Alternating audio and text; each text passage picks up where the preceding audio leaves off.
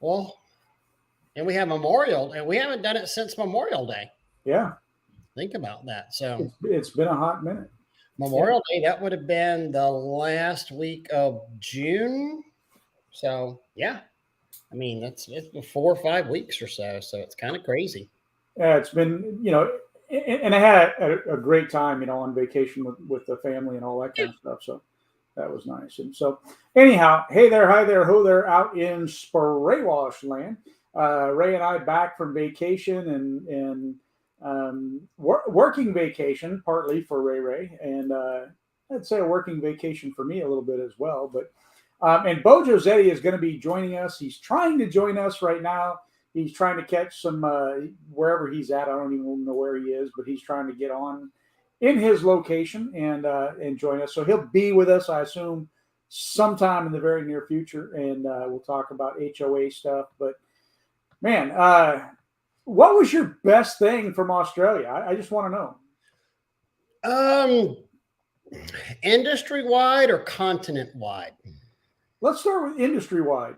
What is so different in Australia than here in the United States, industry wise? So the humbleness, really, the humbleness of the contractor. And remember, whenever you and I first got into washing, and it was, social media was really just starting, and you didn't have guys who were going onto Facebook, onto forums and saying, how do I do this? And then within 2 months later, we're scoffing at new guys and, oh, you're an idiot. Everybody knows what surfactant is.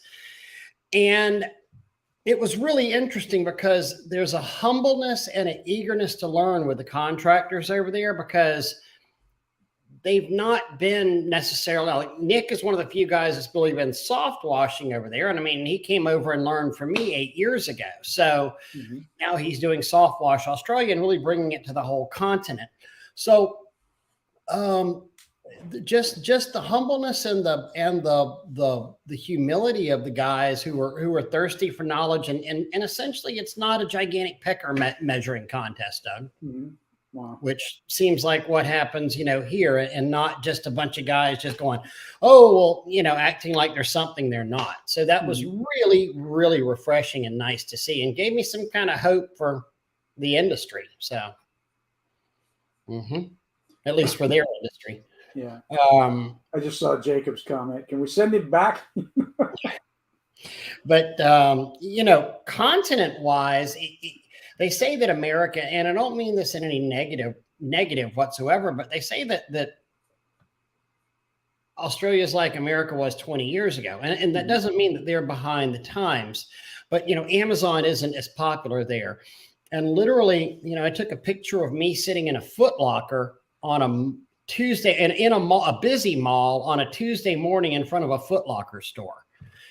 Just kind of like America 20 years ago. They still have pay phones there, but they're actually all free pay phones. Oh, wow. They have, it's clean. It's so clean. They have a huge, and I'll tell you what the huge thing is there.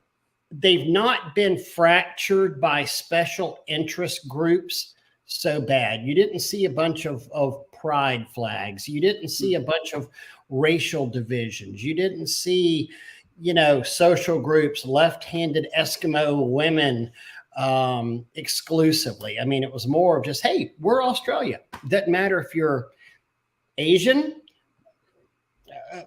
indigenous, African style black, or which would be different than an indigenous, person there. Right. If you were Australian, you were Australian, I mean, you didn't really identify as a particular cultural group per se. And that was very, very refreshing. So I felt safe. I felt so incredibly safe every place I went.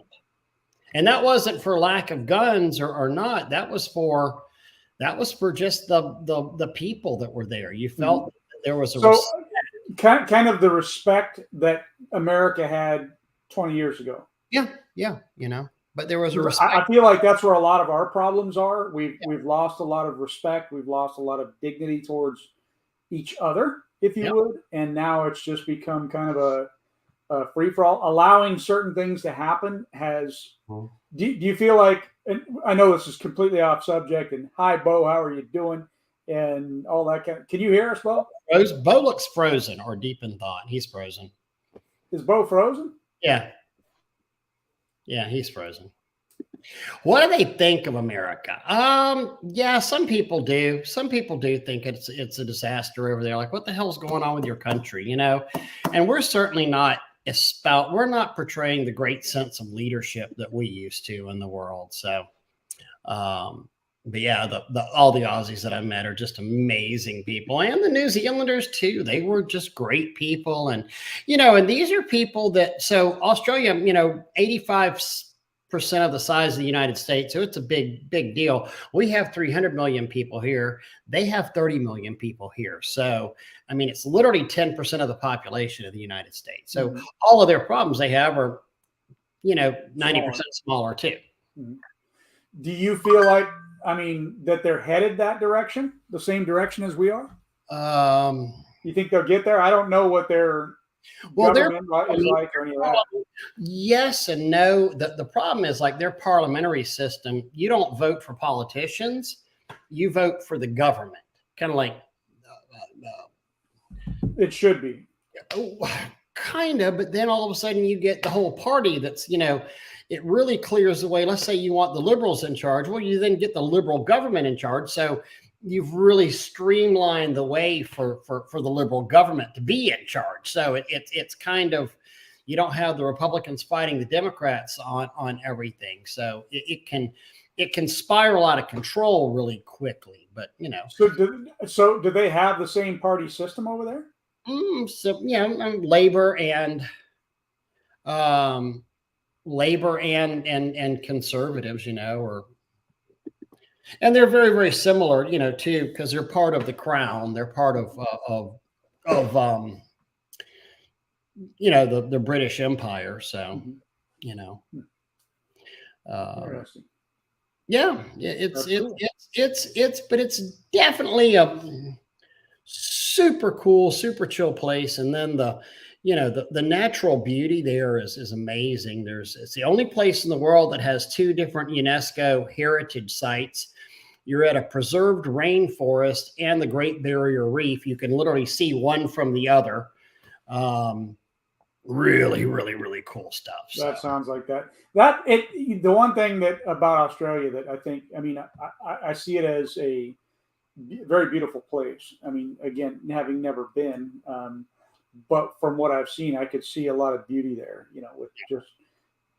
It is, and they say that Lord of the Rings was filmed in New Zealand for the most part. So the closest neighboring islands are very, very similar. I did see snakes. They were in a zoo. And it is funny because, like, they say that everything in Australia, like, will kill you, and it's true. Like, the most deadliest spiders are there, the deadliest snakes are there. The freaking bats, I think, that I showed you are huge. Cane toads are there. Kangaroos will kick your ass.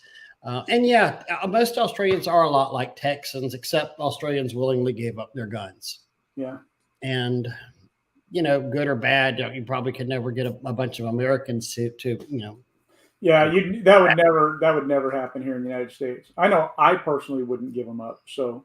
Well, I wouldn't give mine up because I know too much that bad guys wouldn't willingly give theirs up either. Yeah. Well, that's the whole thing. If they, this could go to a way different subject that maybe we shouldn't get into. I don't know, but we would have to enforce our laws correctly, and they'd have to make some major governmental changes. See, that's what I saw. That's what Australia does. They enforce their laws correctly. Yeah. Kim got somebody I was with got a speeding ticket for $1,475. And wow. it was that's Australian, so I think that comes out to like $1,000 US roughly. But still, that's a big ticket. It was in a commercial vehicle. a registered commercial vehicle and was going like, 15 miles over. Very, very serious. And it was from a radar camera, not even pulled over.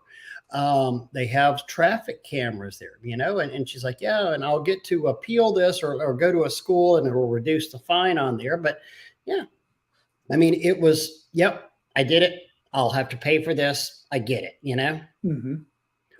All right. Am I here? Can you hear me? Yes. Yeah, we can hear you. You made it. All right.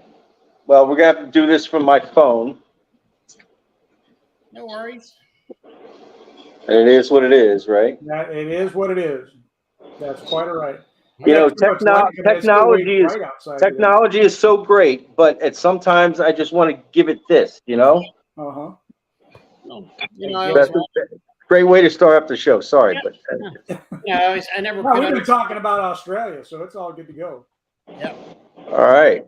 You could actually have like technology is amazing. I can't, find a decent signal 3 blocks from my house, but some goat humping Taliban can like get a live stream from the middle of a cave and, butt cracks. Yeah. And, yeah. Never really understood that. Funny how that goes, huh? Mm-hmm. All right.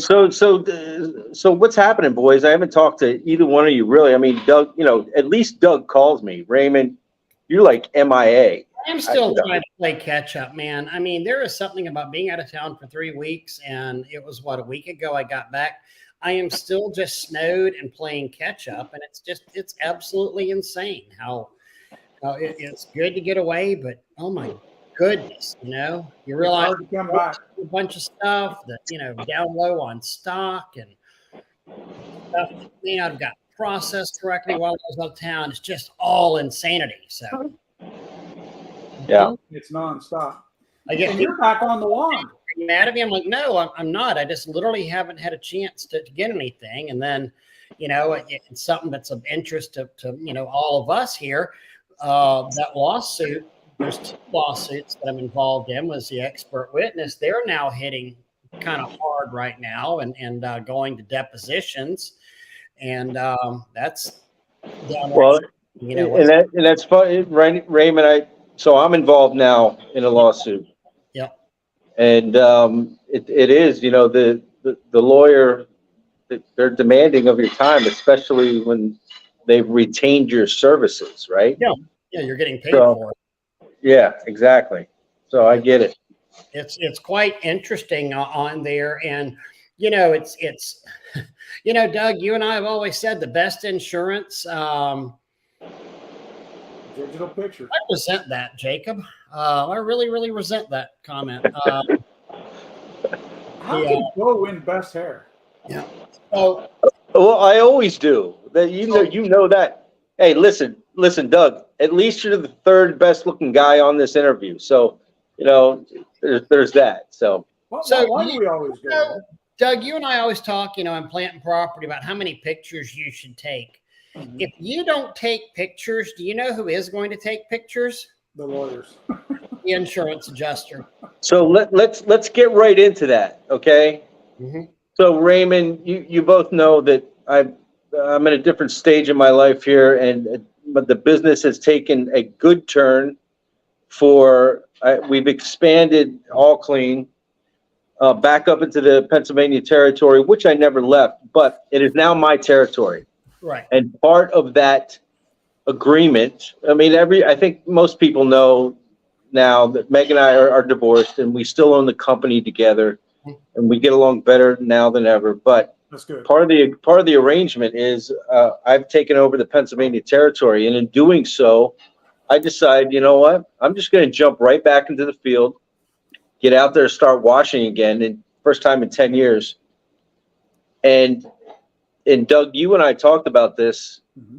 It's been a great experience for many different levels. One being, you get, when you're not on the wand and you're not out there doing it and you're just managing, you kind of lose sight of certain daily procedures or processes or systems, because you allow the employees to get involved and maybe change them a little bit or maybe alter them a little bit.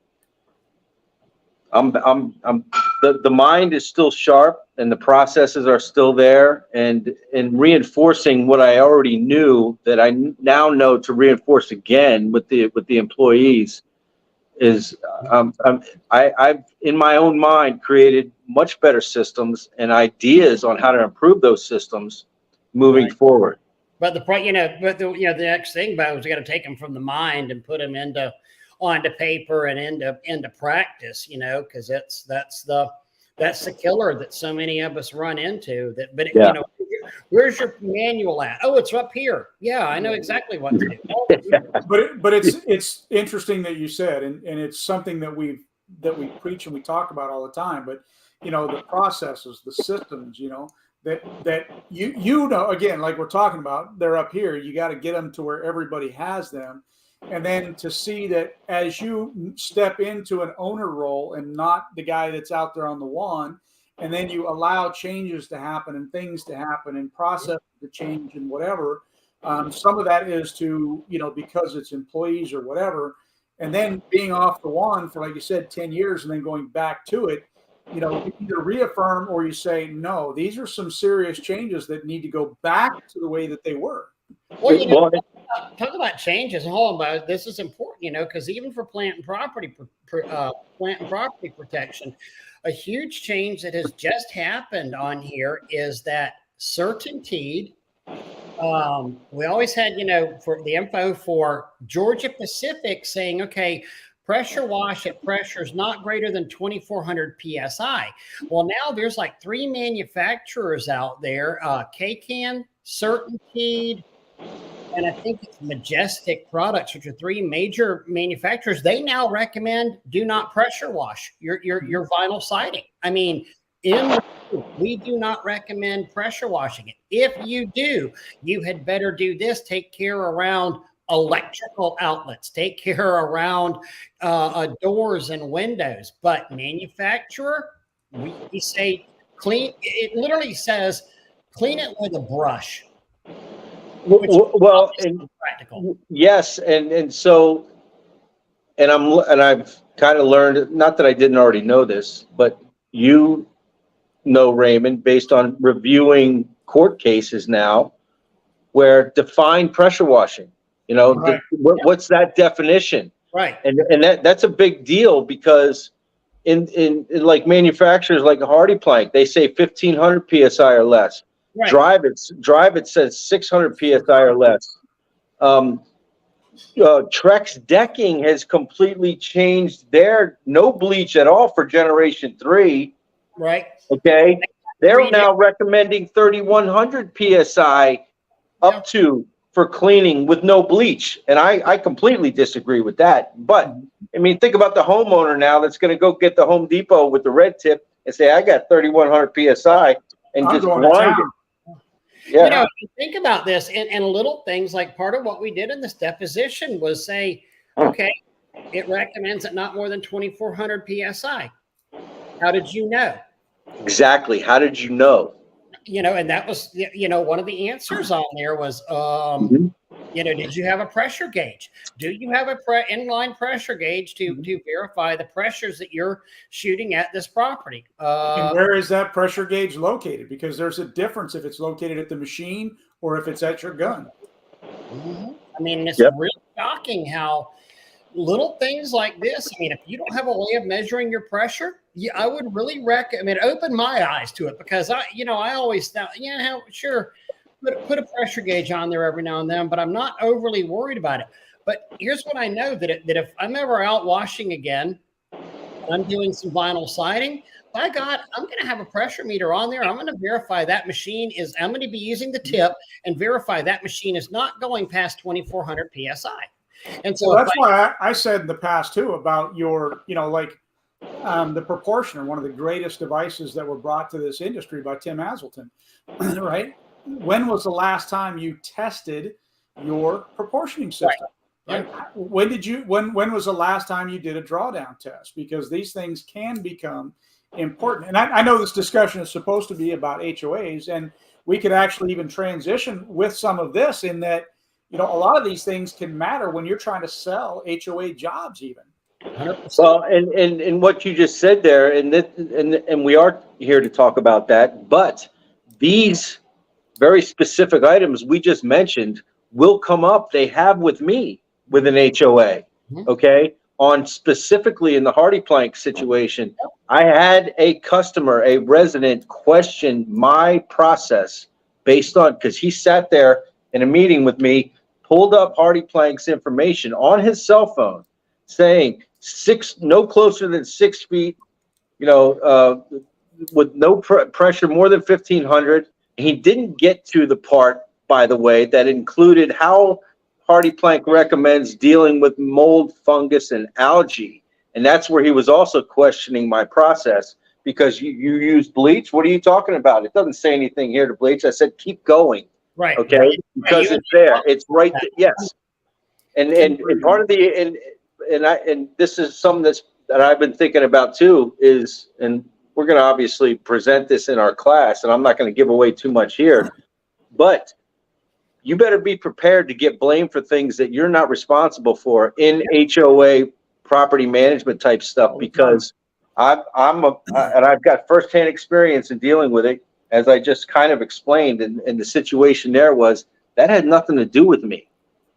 The problems they were having with that finish on that Hardy Plank. Right. Well, not only that, but also you're going to have two basic scenarios that'll come up a lot of time. One will be that they just flat didn't know that something was already damaged, or that there was already an issue. Then they hired you. Then they go out and they're walking the property. And, oh, hey, look at that damage that this guy must have caused. How many times have we seen? How many times have we seen people, blaming, chipped hardy board or chipped vinyl siding? Absolutely. Obviously, from a weed eater. But that's the second point, is that you're going to have guys that do just the opposite, and that is they know they hit it with the weed eater, right? Yeah. And they're going to say, "Oh, now's the perfect time to blame this guy and get him to pay for the damage that I caused." Well, and one of the things we're going to do in the class, Raymond, is going to keep your hands up if you've ever. And I guarantee you, I will be the last man standing with my hand up. Okay, because I had a customer walk with one of my techs, do the walk. Point out the hole in the siding clearly from the lawnmower shooting a rock, right? Agreeing that, yes, that's already existing, but then calls my office a week later saying, hey, you guys screwed up my siding. Yeah. Yeah. And based on that walkthrough and conversation, the tech didn't take the picture because I'm walking with the guy. I don't need to take the picture. Hey, that's, yeah. And this is, again, Bo, talking about, whenever you're out selling these jobs, why it's so important to know what the manufacturer said. And as the three of us have discussed about the Hardy Plank color match, system on there, man, guys, if y'all don't know what it says about oxidation and color changing on there, you're missing the boat, guys, because it could literally save your butt. It absolutely says that it will. This is a natural part of right. Of oxidation is natural. It's written in there, but correct. But if you don't know that, it's real easy to bend over and take it, and say, oh, okay, well, I'll submit a claim for that or come out of pocket on it. Well, and listen, we have just rejected basically a six-figure contract based on this scenario, where they still, to this point, even though I have presented facts on process, presented facts on manufacturer recommendations, there is still, out of 175 residents in this community, there are 5 of them now that insist and that our process created the problem. Right. And we have finally said to them, you know what? I'm done explaining. I've had a conference call with your board of directors. They agreed with my assessment and my explanation, but now you're telling me that you don't, and you still want us to deal with it. I'm out. Yeah. We're not taking the contract. They still want us to take the contract, but I'm not doing it. Yeah. Not happening. I mean, can I exclude those 5 people? Maybe, but nope. it's It's a nightmare, you know, and we talk about things that on this, you know, what are some of the things that we need to, well, you know, you take on a HOA, guess what, guys? You better figure it out beforehand, because in the middle of the job, It's the wrong time. figure it out, you know? I did an estimate today, an assisted living building, large building, probably going to be, my estimate's going to be probably $35,000. And leading up to it, or walking around with the facilities manager, and I'm just seeing things and recognizing in my own mind, and it's triggering. And he said to me, he says, you know, you're the only guy that's returned my call and come out. I said, and I looked at him, I said, there's not too many companies that can actually do this. They look at this intimidates them. Okay. They don't understand or want to have to deal with it. And I sit there and I look around and I say to myself, okay, that is something you don't deal with on a residential community or even an HOA project where you're doing multiple. There are so many things that based on experience, I said to myself, okay, yeah, this, that, and the other. And it is a learning curve. And if you jump into, I saw a post today on a guy that was asking about the right harnesses to wear to jump off this building, a 10-story building that he's been awarded. He's got to start next week. And now he's asking questions about the right harnesses. Okay. I love those. I mean, where it's, that sounds like you're something I would stepping have off a done. 10-story building. You've never done anything like that before. You've never rappelled before, probably. You've never anything like that. And now all of a sudden, hey, I got it, and it starts next week. And yeah. yeah, and that's like the man. That's the I can't find the word that I'm looking for. That's like I can, but I'm not going to use it here. Yeah, let me just do that. Yeah. Yeah. Hey, no, I mean, and I'm the first guy to applaud somebody that has the cojones to try to sell a job like that, right? But you have to look at it in a realistic fashion. Well, and listen, we've all done it. When I started out, I went and I didn't know what I was doing on my first house wash or my first building or whatever, but I figured it out. It's a lot different when you're hanging 10 stories off a building and you don't understand where you're going to anchor to and what harnesses you want to use. And you're starting next week. Big difference. You know, but you not just spraying something on a building. It's you're putting your life in. Exactly. You're really putting your life in, you know, and do you have structural steel to anchor to? Do you have, you know, what's your descender going to look like? Do you understand the point of a backup rope and that it has to have a separate anchor point than your primary rope? And there's a lot to unpack at that. And do you understand that your rope just shouldn't go right over the edge without something to keep it from being cut? What kind of rope to use? I mean, there's all, and again, remember, as an owner operator, you can do whatever you want to there, but you put an employee in that situation. Correct. You got a major issue. Correct. You know, I want to talk about like water, for instance, in a HOA. A lot of people don't understand the whole water issue in an HOA, Bo and Doug. And, you know, depending on the way the HOA is done or the COA is done, it very well might not be that HOA's prerogative or right to say, yeah, use the homeowner's water. It'll be fine. It all comes out of our maintenance. Like if it comes out of the HOA dues or it's a COA that's included, you know, on the COA being a condominium owners association, then yeah, you could use anybody's water you want to because it's paid for by everybody, and the association is telling you to do that. But if homeowners pay their individual bill and have individual meters at their house, the HOA has absolutely no right to tell you to say, oh yeah, use the individual's waters over there, because it's technically theft of services in Florida.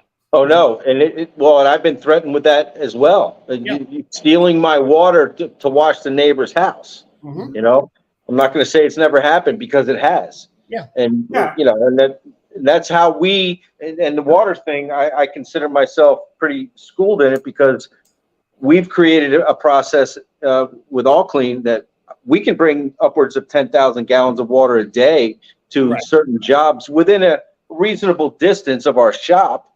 And we had to do that based on that HOA requirement where they were like, you're not using my water. And half of them were turned off anyway because they're second homes. Right. So we had to figure out a water, and you're not allowed to hook to fire hydrants in my area. That's one of those things that, this is where people just don't, this is where the Facebook forums are such horrible sources of information, and they're great in some respects, but people just don't understand that what's legal here may not be legal there, Correct. And well, not only that, but what's accepted in one place isn't accepted necessarily in another place. And, I can't tell you how many times we preach that, different areas mean different things. And, Bo might be giving you absolutely horrible advice for your area. But absolutely. That's because his area does it this way. Like he just said, you can't use the fire hydrant. I would be saying, hey, hook into the fire hydrant, use that water. And then Bo is like, that's horrible advice. Well, but it just shows you that it's one of those things that you should check. You should never take it for granted that you could do that.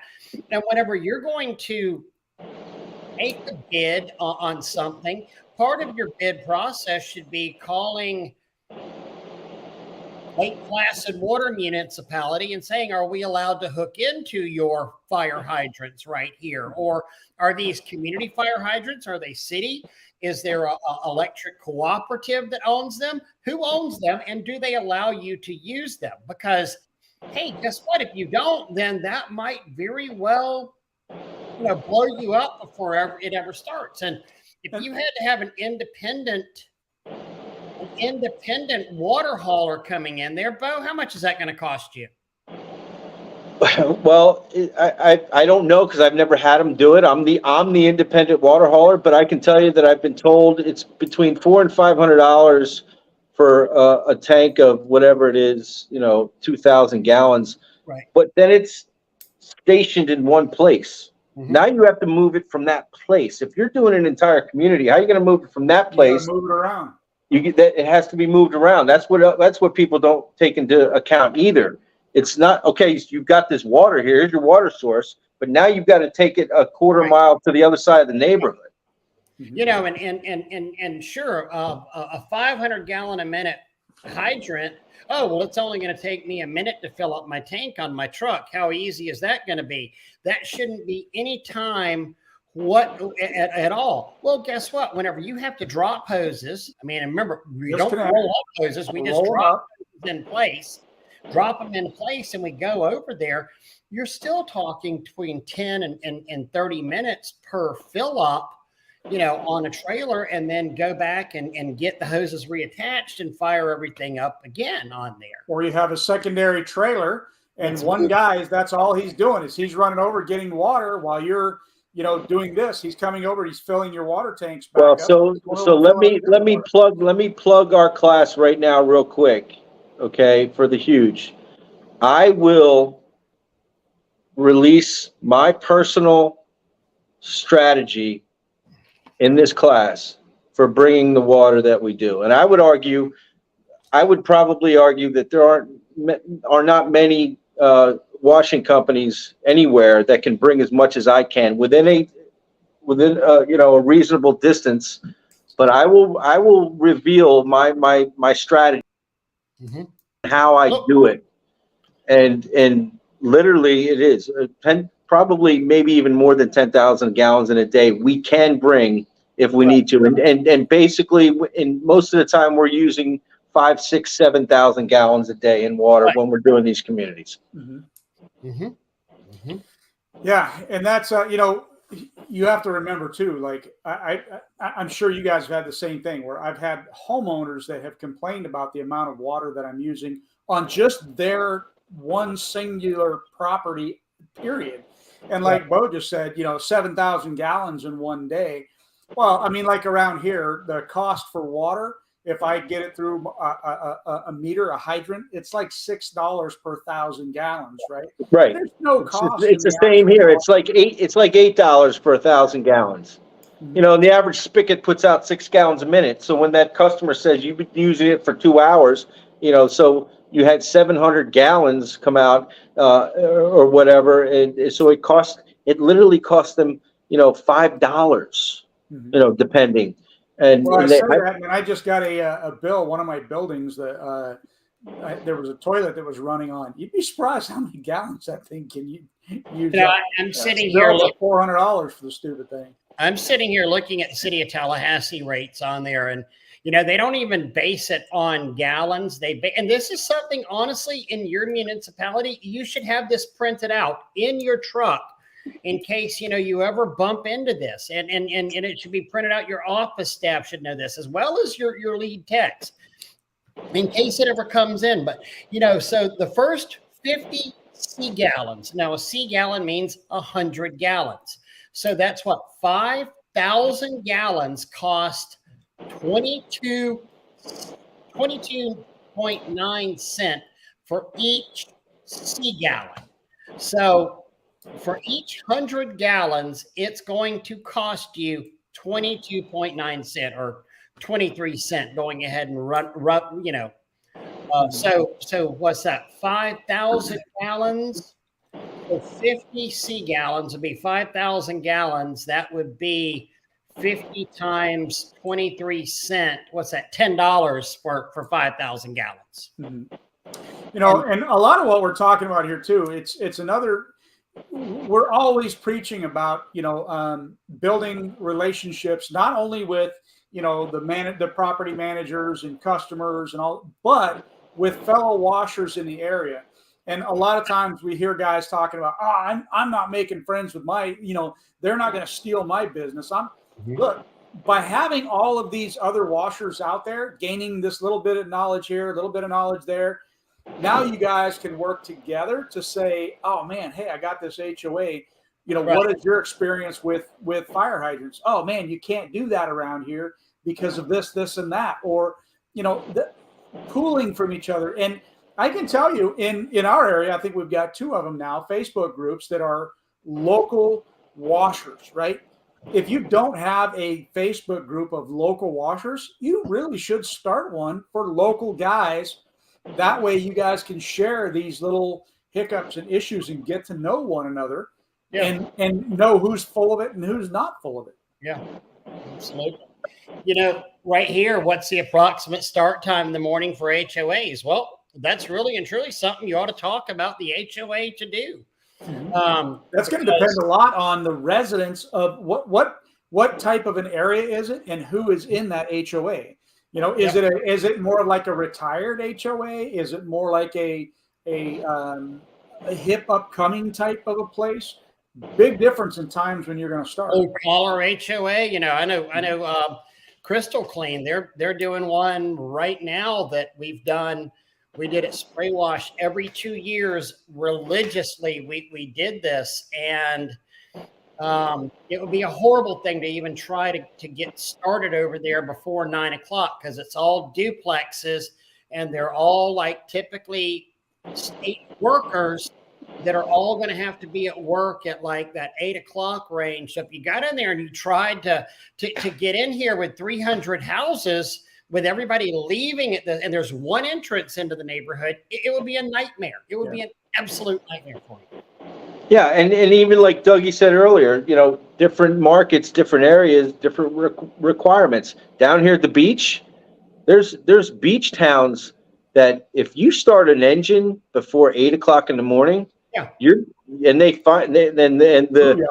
patrol Nazi comes and finds you. He's going to fine you $500, $600, $700. Right. And that's no joke. And I've seen it happen. Yep. And so, you can't be starting up at 7:30 in the morning. You know, there was one example where a builder was finishing up the build on a house, and one of the workers walked inside the house and started sweeping inside, just sweeping up the floor at 7:53. And the inspector saw him, went in and fined him $600. Wow. You know, there's a place down at the beach, St. George Island, and a very particular HOA. and they don't really get a lot done with the HOA themselves because they have a staff, but they're very, very protective over their residents. So the HOA does retain a lot of rights even over individual properties there. And if you're out there and you start washing before 8 or you're washing after 5 o'clock, you're going to have a problem with that HOA. Yeah, 5 o'clock is the mark too, especially here at the beach between Memorial Day and Labor Day. Yeah. Just the way it is. There's also an advantage to some of those as well, though. I mean, if you think about it, some of the HOAs, like in our area, like you can't park your boat, can't be, on the outside. It can't even be anywhere. You've got to have it, in a storage facility someplace else. You can't park your car on the street. You can't have your car in the driveway. All those things are actually somewhat helpful for you because you don't have to deal with those issues, right? They're not going to have that old truck parked in the back, behind the fence that you're going to get SH on. It's not going to happen because they can't have those vehicles there. Yeah. I mean, HOAs, for as bad as they are, they really provide a lot of good services, as well. I mean, it would be a free for all. It would be the Wild West on that. Doug, I'm gonna let you take this one. I think you've dealt more with the pricing on that. So, let's see. Is the plant protection class from the Spray Wash Academy part of the class with Bo? No, there's 2 separate classes that are happening. We're going to have the plant and property protection class first. That's in the morning, and then we'll have the class with Bo secondly. So here's the way that's working out, and prices are going to be going up here shortly. I don't remember when they're going up, but right now it's $275 for the plant and property protection class, which is normally $499, and then the class with Bo is $299, and I think we got that price normally at $795 or somewhere in there if I'm not mistaken. Or you could do both classes and it's $525 for both classes, and that's really the best value, the best bang for the buck, that kind of thing. And the reason that it's that way is because if we covered plant and property in the HOA class, we would never have time for the HOA class. If we talked about the HOA stuff in the plant and property class, we wouldn't have time. We only have so many hours in the day there, and that's why it's that way. And one of the things that we're really doing kind of a cradle to grave on this on this HOA class, where we're doing, not only how to do the jobs, not only how to understand what you're doing out there, not only, the best practices and how to protect yourself and what kind of insurance and that, but then we're also going to delve very much into how to find the jobs, because Absolutely. much like where any other part of this, people don't understand where they actually need to go to get these HOA jobs. Wouldn't you say, Bo? I mean, guys are sitting there going, oh, well, I know somebody on the board, or I know this, I know, that. Well, sometimes, a lot of times who is important, but a lot of times who doesn't matter and could actually be even worse by who on there. Well, yeah, and there's no magic bullet, because that same board of directors has another board member whose nephew's uncle's sister's brother, daddy, baby mama, has a pressure washer he got from Home Depot, and he knows how to do it. So you've got that across the board, and yes, those. Look, I think I said in a post, this is going to be a no holds barred, basically gushing of information that certainly from my end, and I know from your guys' end, I'm not going to hold back on my experiences based on the fact that, unless all of my competitors show up to this class, which I doubt, there might be some things I have to pull back if they do, they come. But that's also, just so everyone knows, that's one of the reasons that we stacked the classes the way we did. So the first class being the plant and property class, then rolling into the HOA class, even though it's scheduled for 4 hours, if it happens to go over, it's not going to be a problem because we can do that. Obviously we want to try and stay on target, but we get to talking about different things, and we want to make sure we give you full value, well beyond full value, actually. Mm-hmm. So, there will be some time for fulfilling our obligations and making sure and you have access to us answering those questions after the fact as well.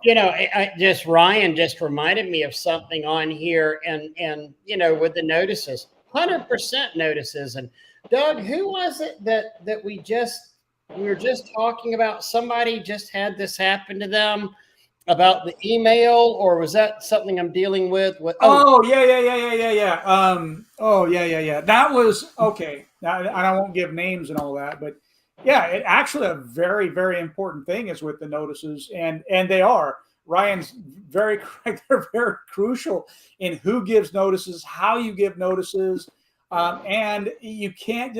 I don't know what the outcome of that is right now, but we had one where a dog just passed away, and it's being blamed on the contractor, and then lack of notice and all these kinds of things. And the notice that was supposedly given was just in a Facebook group. That's not a notice, and that's not a sufficient notice. Right. So you have to make sure of who's giving notices, how that notice is being given, how it's being delivered. Is it to each and every single place? Are you sure they're getting notices? What about the people that are, they're snowbirding or whatever it is? They're on vacation, they come back, they didn't get the note. You've got to have a way of knowing that people got their notices, that people know that it's happening. Yeah. And then there are tips and tricks and things that you can do to ensure that is correct when you start each particular segment of that job. I mean, they notified the homeowner. Well, great. Well, what if the homeowner doesn't live there? The homeowner doesn't tell the tenants that live there. Mm-hmm. I mean, and you walk into 300 plants on the back patio, but you're supposed to clean the back patio. Or in this case, a dog on the other side of the fence. Yeah.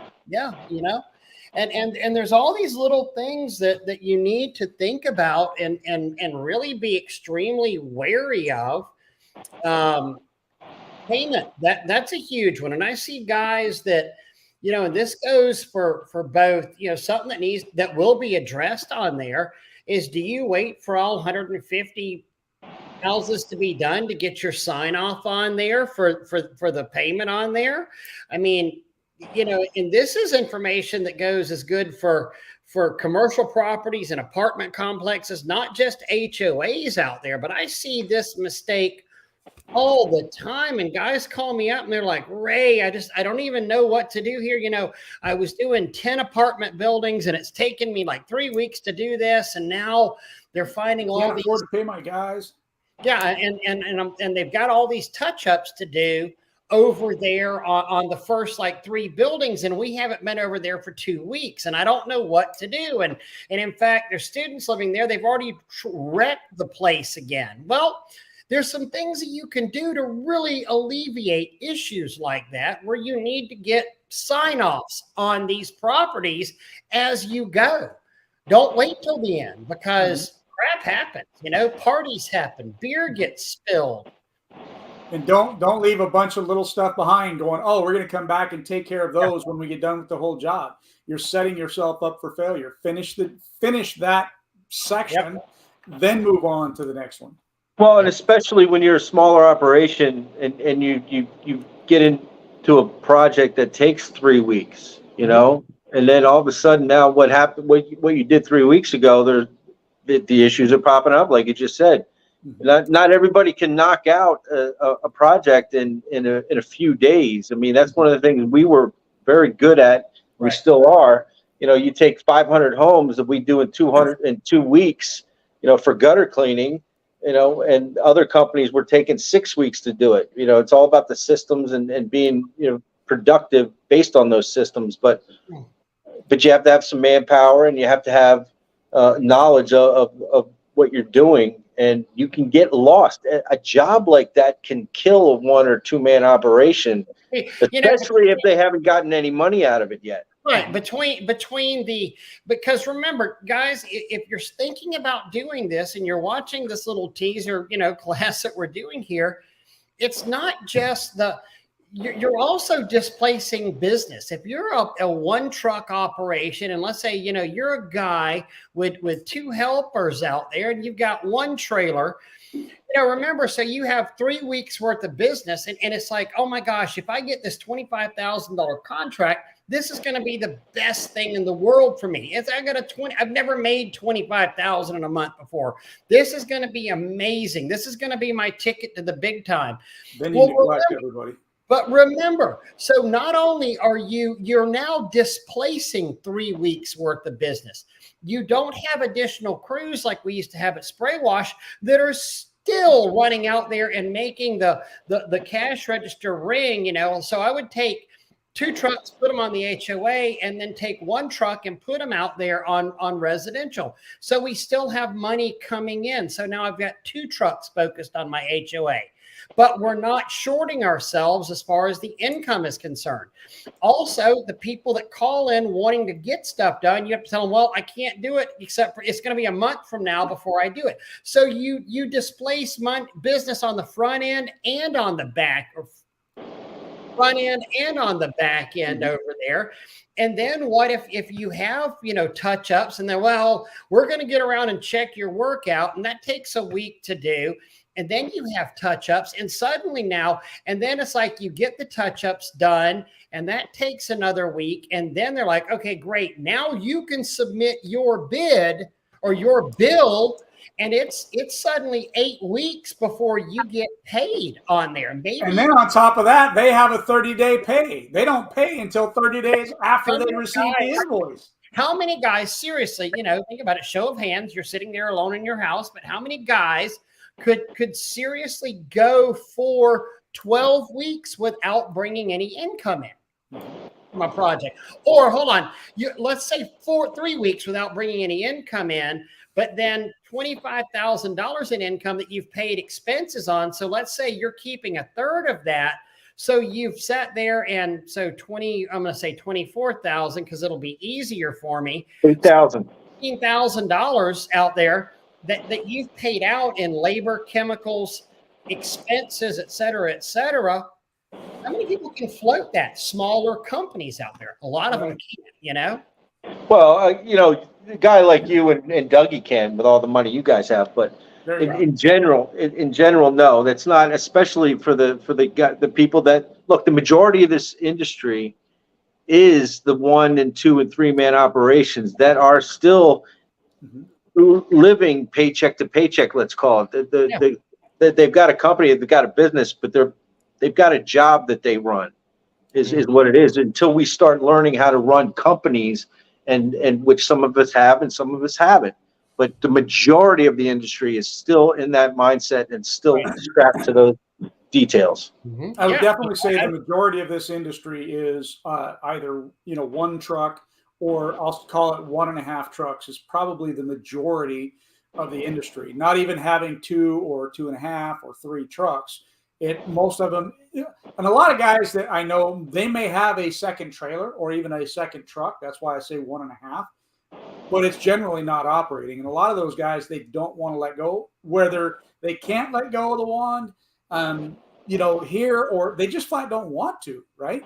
I mean, that does make up the vast majority of this industry. Yeah.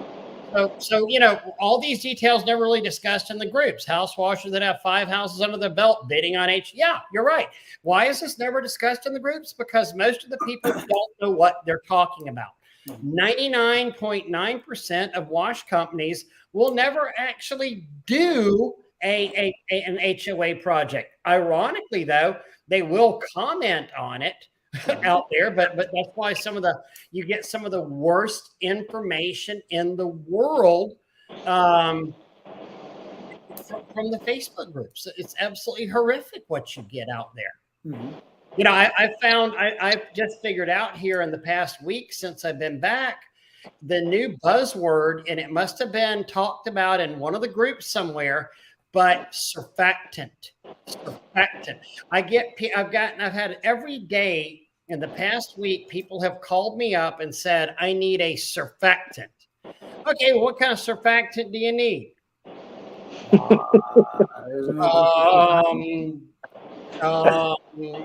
And it's usually on, and they usually pronounce it surfactant.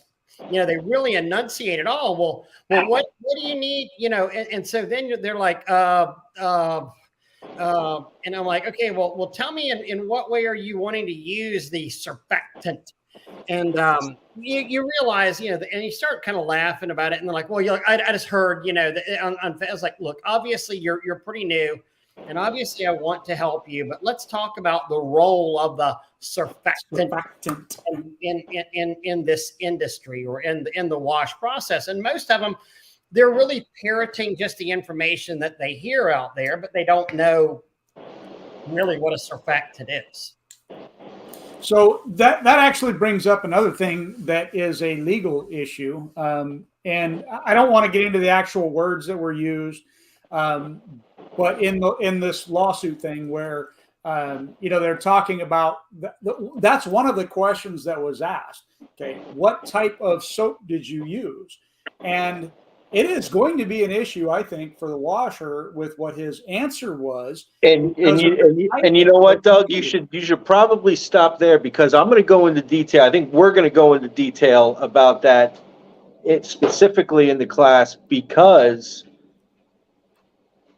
if you're not using the right surfactant, you could get in a lot of trouble.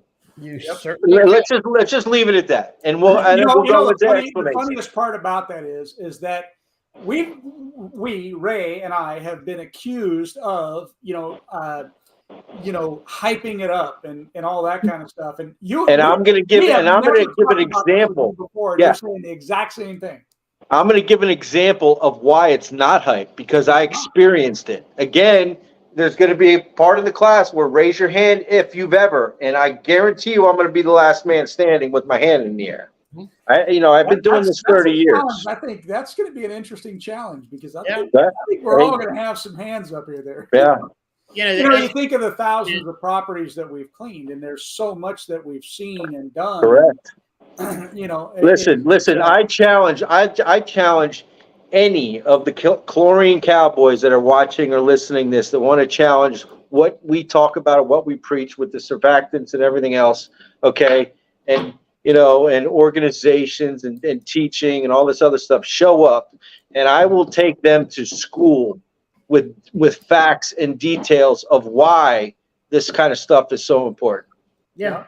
Absolutely. Or let's talk about insurance. Bo, we all have unique positions in this industry. And I mean, Bo, with you being, the longest contiguous serving head of the PWNA, there was so many different, things brought up to you during your tenure, because you got COVIDed during that thing, and you've got an extra, year or two of servitude in there. Yeah. Yeah, I mean, Jason made this comment: solo washer, you could float at floating 19,000 of recent commercial work, but it'd be different if you're scaled up and had payroll. Yeah, you're absolutely right. It would be hugely different if you were, if that money was going out every day as soon as it was coming back in. And Ryan. I remember a slightly off subject here, but I remember the very first time I found out my payroll was $6,000 a week. And I was like, wait, what? $6,000 a week? And then, you think about that. And then I had to immediately go back and look at my money account, how much money I actually hold in an account to be able to keep up with things. Mm-hmm. Because at that time, especially, you look at $6,000 a week. Yeah. You're 20, 30 grand for the month just in payroll. That's pretty, you're like going, okay, if I don't get paid for 2 months, I mean, I got a lot of money out. I have to be able to control it. All three of us started in a very similar, fashion. All of us started with not very much and scaled our companies up, on our own out started there. In the hole. Went hard knocks, and it wasn't like, hey, we started with $100,000 in the bank and just the whole idea of people starting businesses like that is more of a pipe dream, because it really doesn't happen that much. Mm-hmm. Exactly. Yeah. And again, I go back to the why don't people in Facebook groups actually talk about this hard experience? Well, that's why they want to sit there and talk about surfactants. and because that's what they know at this point, you know, and they're parroting information that they hear in other groups. Yeah, it would be an interesting, you know, I wish I had like a fake account. I could go out there and say something that was just outside of the pale of making sense and say, you know, you have got to put, I don't know, 4 ounces of table salt in your mixture for maximum cleaning efficiency, and see how quickly that got spread goes through the grapevine to come out. Other groups, you know, people going, yeah, have you heard about the 4 ounces of table salt trick out there? Because so much of what we hear is literally just parroting just the same information they've read other places. Yeah, you know, if you dip your toe in the and you have a fungus on there and you put it on, it makes the bleach start to work early, so that way when you spray it on the house, it works really well. Yeah. Yep. It wakes it up just by dipping your toe fungus into bleach. It wakes the bleach up. Yeah, see, hear that, Raymond? It takes care of your toe fungus. You don't have any problems anymore. Yeah. You know, I had a guy in today, and he was having to get a new tank. His had split or something like that, and we were talking, and I'll never forget, because there was one of those things, you know, with the Sean Hodges debacle, and I was watching one of his videos, and I'm sure I'm going to paraphrase this incorrectly, but there was somebody fussing on a Sean Hodges video, not one that he made, but people talking about, you know, where the crash had happened and he ran off and absconded with all that money. And there was some guy out there going, yeah, he's cost me about $120,000. Somebody goes, well, 120,000, what, you know, man, what kind of trailer did you get? And he's like, oh, no, I bought a trailer for $30,000 from him. You know, but then I went and got a logo created, and I got some shirts, and I, you know, got a new website, and I did all this marketing, and I've been waiting for like 6 months for my trailer so I could get started. Plus, I needed a Chevy 2500 Duramax to pull that trailer that I'm supposed to get from that crook. So that cost $70,000 right there, you know, for my Duramax. So yeah, I'm $120,000 into this, and I'm thinking, holy crap, you're $120,000 in, and you actually have not really watched anything yet on here.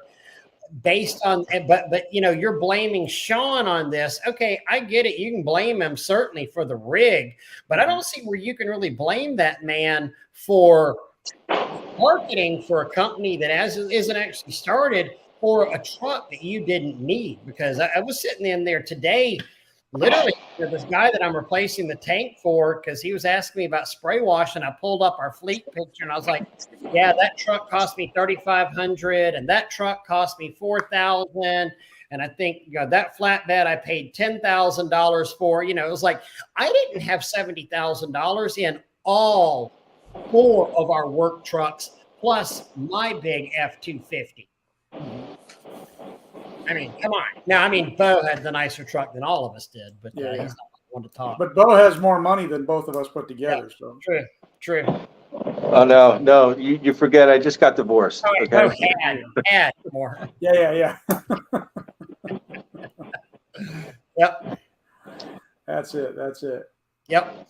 And yeah, I mean, Penny is a good fungicide. Hey, it's put a bunch of copper inside your bleach tank. That awesome advice there by Michael. Yes, it is. Debt right out of the gate. Absolutely. Debt is such a killer. Debt makes you do such stupid things and operate in such horrible. You operate with scared money.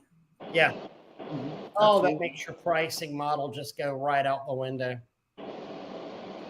Well, again, just to throw the plug out there, you know, part of this is for the huge convention and the class that we will be having. We'll be having the 2 classes. The first class will be the Plant and Property Protection Certification class. The second class will be the HOA class. I think there's going to be, if you can't make money based on the knowledge that we're going to be giving you in both aspects of it, you're not listening. You're not paying attention. You're not. I mean, I'm sorry. And so again, the pricing will be $275 right now. Prices again, I think we've got a week before they go up. $275 for the plant and property class, $299 for the HOA class, or $525 for both classes. Hey, listen, just in the money that you will save from having issues on Absolutely. the information you'll get will pay for itself 10 times over. You know, there could be one situation that you could run into in one HOA or one commercial property that you might sit in this class and be like, you know what? And that could save you tens of thousands of dollars in the end. Right. You know? Because, I mean, the experience is, Yep. there's nothing like, you know, a lot of these guys today, and I'm just going to say it, a lot of these guys are spoiled rotten because there's so much information that is just handed over to them. Right. Okay. But they still don't have the experience of screwing up. I screwed up more than all of you did. Okay. And I learned from those experiences. Yes, it's one thing to go ahead and get the spoon-fed industry information. It's another to still go ahead and experience some of those things. But some of those experiences will be nipped in the bud based on the information that you will get out of this class that will save you a lot of headaches. And, you know, part of it in this, you know, because we always say that it's not because Ray and I are super smart that we were able to write the plant and property classes, because we screwed a lot of things up and we learned from the mistakes that we made. Exactly. We also have to remember that you're talking about, you know, thousands of properties that got us to that point, right? Like if you're a single truck, single owner operator, it's going to take you a lot longer to get those bumps and bruises that you just don't need to get. And to me, I think it's stupid cheap, but I'll even argue, I'll tell everybody, I think we should have charged more, but that's, you know, anyhow. Well, you know, they say an expert is a person that's made every possible mistake. There is, yeah. And you know, we're all experts here at this point, based on that criteria. And Bo, you know, you mentioned about the spoon feeding. You know, and again, I go back to it, and I'm not trying to sound like a bitter old, you know, gray man here, but who's holding the spoon? You know, and that's what a lot of these guys don't understand is, yeah, there might be 70,000 people in a group out there, but who's, you know, what happens is, and we're all part of these groups, and we all sit there and we don't even comment on it. We look at these things just shaking our head going, what a freaking moron.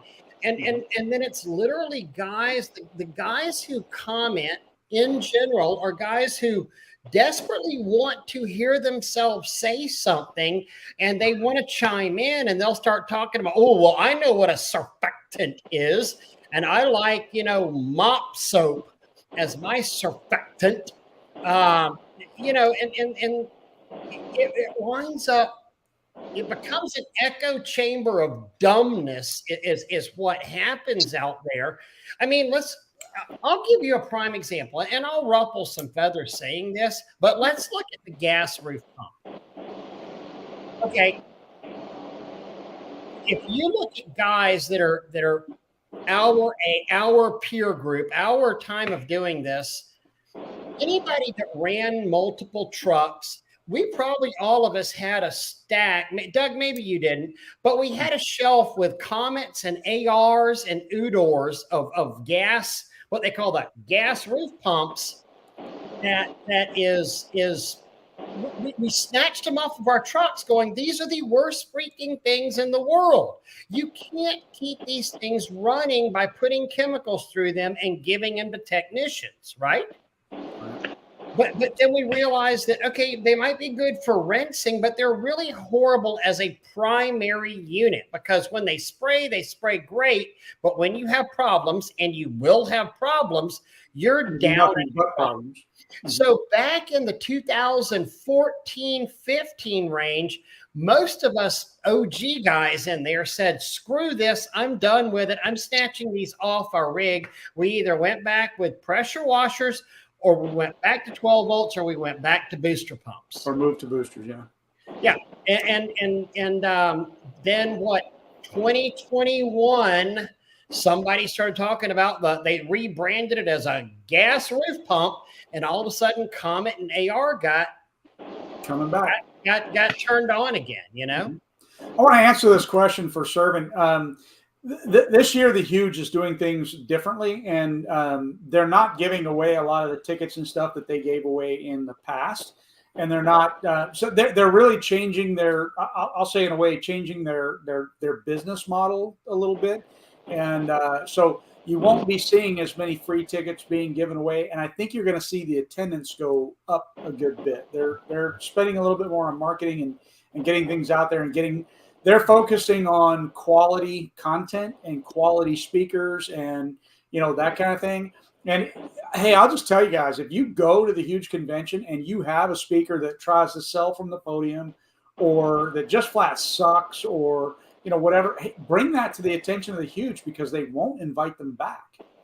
Well, and let me do a little plug here. Also, the PWNA is going to be there with the IWCA, and we are doing a safety presentation, a pretty significant safety presentation. I'll be doing it with Mike Dingler, and people from IWCA will be doing it, and it's all about the safety aspect. The Huge, the board of directors over there, their owners came to me last year and said, hey, we really want to start focusing on safety a little bit, because it doesn't get talked about as much. Right. And they reached out, and we made an agreement, and it's going to be a pretty big presentation that we're doing together with IWCA. And for guys that want to poo-poo the safety thing, think about this, especially the one-man operations. You get hurt, now what? Yeah, who's paying the bills now? Who's paying your bills now? And if you have employees, you have a responsibility to create the safest working environment possible. So, safety costs more, but in the end, it's priceless. Costs less. Yeah. No, yeah. Ain't that the truth? And I just put the SW, there's still a code. I can't promise. SWA, yeah. But SWA is a code for Huge tickets. Yeah, $25 off of your Huge ticket, correct. Yeah. So I hear see a lot of people mentioning Voldemort's name out there. Don't know why that's happening tonight, but yeah. Yeah. So yeah, Michael, how do you bid on this job? It's 300 feet. I always love that. That's another one you see all the time. That I just got this contract. How do I wash it, and how much do I charge? Well, I mean, dude, your idea of a contract. No, it's what I just mentioned 20 minutes ago or a half hour ago. The guy, literally, I saw it a few hours ago. He shows the picture of the building. It's a 10-story building. I start this job next week. What kind of harnesses do I need? He's going to be hanging from the building. Wow. It blew my mind. Anyway. Home Depot, all right, gentlemen.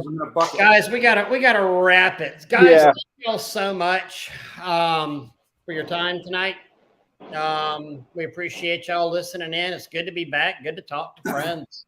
Good to see friends out there in the audience. So, and real quick, Ray, I want to touch on something that next week we're going to have Wesley Bloom on, and that's going to be a smart young guy, I think, and so it'll be an interesting. And then the week after that, we'll have Jeremy Kiefer and somebody else with I can't. Hey, the Wesley Bloom story is a great one.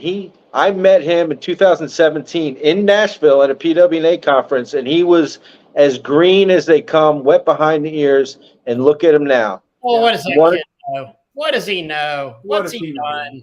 Yeah.